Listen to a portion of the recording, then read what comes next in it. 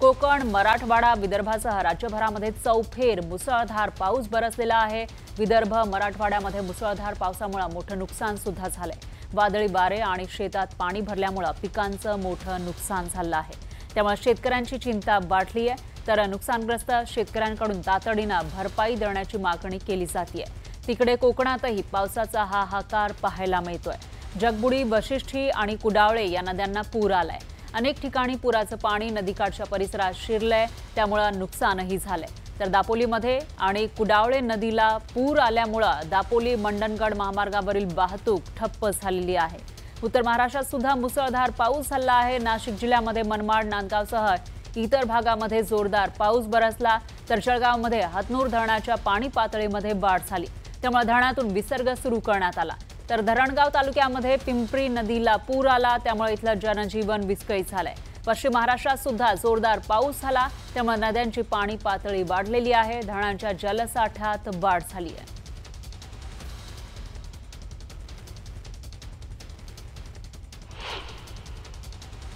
दरम्यान वाशिम जिल्ह्यामध्ये 2 दिवसांपासून पावसाने धुमाकूळ घातलेला आहे, त्यामुळे नदी नाल्यांना मोठा पूर आलाय। हजारो हेक्टरवरील सोयाबीन, तूर, कपाशी, हळद यासह भाजीपाला पिकांचं होत्याचं नव्हतं झालंय। पीक नुकसान हे झाल्याचं पाहायला मिळतंय, त्यामुळे शेतकरी मोठ्या आर्थिक संकटात सापडलाय। तर या शेतकऱ्यांना शासनाने विशेष मदत पॅकेज द्यावं अशी मागणी शेतकऱ्यांनी केली आहे।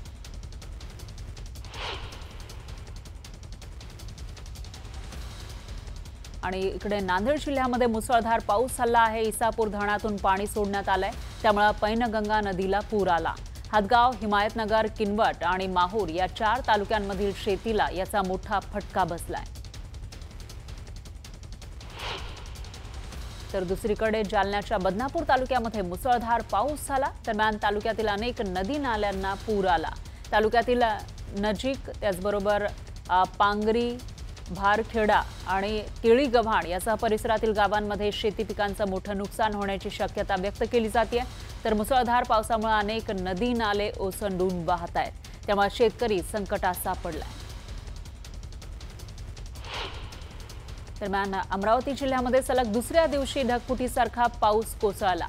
तिवसा तालुक्यातील अनेक गावांना या पावसाने झोडपून काढलं। पुराचं पाणी शेतात शिरलंय, त्यामुळे हजारो हेक्टरवरील पिकं पाण्याखाली गेली आहेत। तर पावसामुळे शेतकऱ्यांचं लाखो रुपयांचं नुकसान झालंय।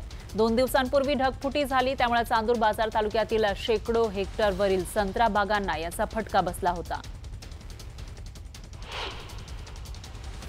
तर नांदेडमध्ये पैनगंगा नदीच्या पुरात 2 नीलगाई वाहून गेल्या। नांदेडच्या माहूर तालुक्यातील पडसा पुलावरील ही घटना आहे। माहूर तालुक्यातील पैनगंगा नदीवरील पडसा पुलावरून वाहणाऱ्या पाण्याचा जोरदार प्रवाह होता आणि त्यामुळे 2 नीलगाई वाहून गेल्या। नांदेड जिल्ह्यामध्ये जोरदार पावसामुळे वन्य प्राणी मोठ्या प्रमाणामध्ये दगावल्याची भीतीही व्यक्त केली जाते।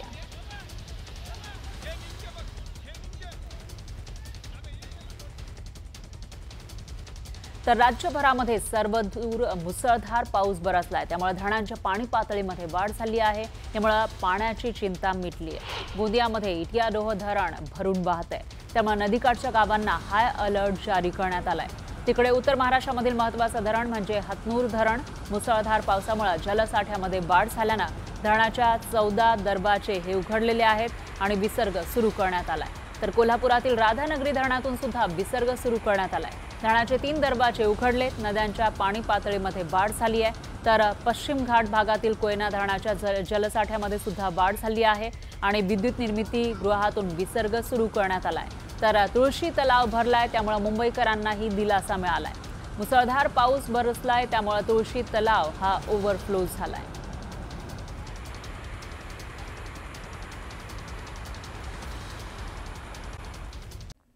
पाहूयात पुढची बातमी। रत्नागिरी जिल्ह्याच्या दापोली तालुक्यामध्ये कुडावळे नदीनं धोक्याची पातळी ओलांडली आहे। नदीला पूर आलाय, त्यामुळे दापोली मंडणगड राज्यमार्गावरील वाहतूक पूर्णपणे ठप्प झाली आहे। तिकडची दृश्य आपण बघू शकतोय। तर दादर पुलावरून नदीचं पाणी वाहत आहे, यामुळे गेल्या 3 तासांपासून इथली वाहतूक ठप्प झाली आहे।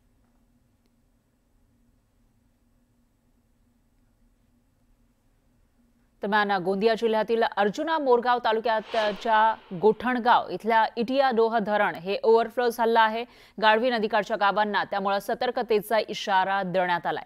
दरम्यान पर्यटकांनी मात्र इटियाडोह धरणावर गर्दी केल्याचं पाहायला मिळतंय। आज रविवार आहे आणि त्याचबरोबर सुट्ट्या लागून आलेल्या आहेत, त्यामुळे पर्यटक फिरायला मोठ्या संख्येने जात आहेत। मात्र इटियाडोह धरण हे ओव्हरफ्लो झाला असताना सुद्धा त्या ठिकाणी पर्यटकांची गर्दी आपल्याला पाहायला मिळते।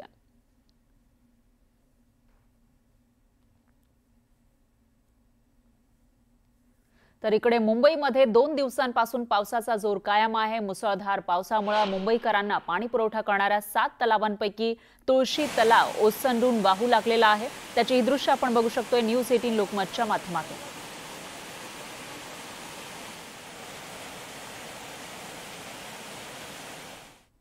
दरम्यान चंद्रपूर जिल्ह्यामध्ये गेल्या 3 दिवसांपासून सुरू असलेल्या मुसळधार पावसामुळे नदी नाल्यांना पूरस्थिती निर्माण झाली आहे। यामुळे वर्धा नदी दुथडी भरून वाहतीये।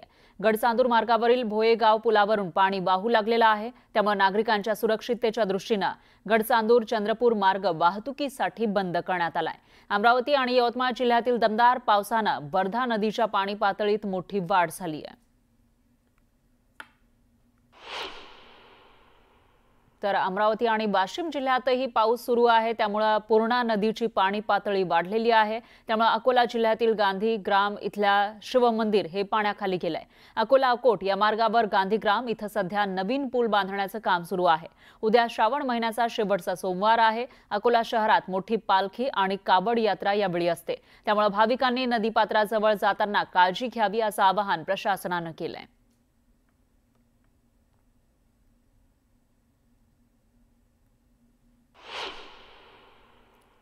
दरम्यान मध्य प्रदेशमध्ये झालेल्या मुसळधार पावसामुळे मध्य प्रदेशमधून वाहणाऱ्या गोमाई नदीला पूर आलेला आहे। त्यामुळे नंदुरबार जिल्ह्यातून वाहणारी गोमाई नदी दुथडी भरून वाहतीये। नंदुरबार जिल्ह्यामध्ये पावसाने दडी मारली असताना शहादा तालुक्यातून वाहणारी गोमाई ही नदी भरभरून वाहू लागलेली आहे। यामुळे बघ्यांची इथं गर्दी जमली। प्रकाशा इथं गोमाई नदी ही तापी नदीला मिळते।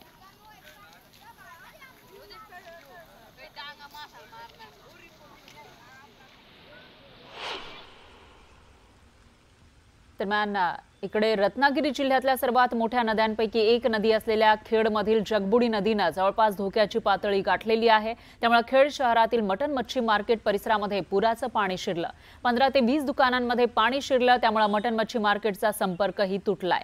स्थानिक नागरिकांनी लहान लहान होड्या सुरक्षिततेसाठी पाण्यात तैनात केलेल्या आहेत आणि गावाजवळच्या रस्त्यावर पाणी साचल्याने खाडीपट्टा विभागातील 15 ते 20 गावांचा संपर्क तुटल्याची माहिती समोर आली आहे।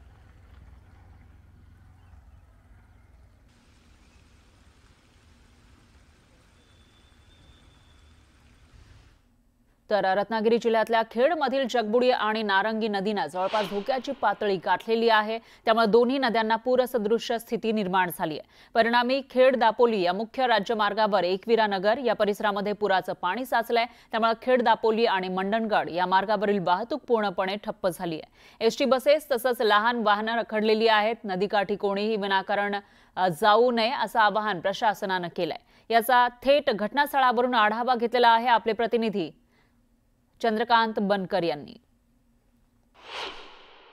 गेल्या 4 दिवस कोसळणाऱ्या मुसळधार पावसामुळे रत्नागिरी जिल्ह्यातल्या खेडमधील जगबुडी आणि नारंगी नदीने जवळपास धोक्याची पातळी गाठलेली आहे। आणि नारंगी आणि जगबुडी नदीने धोक्याची पातळी गाठल्यामुळे खेड दापोली आणि मंडणगड या 3 तालुक्याला जोडणारा रस्ता पाण्याखाली गेलेला आहे।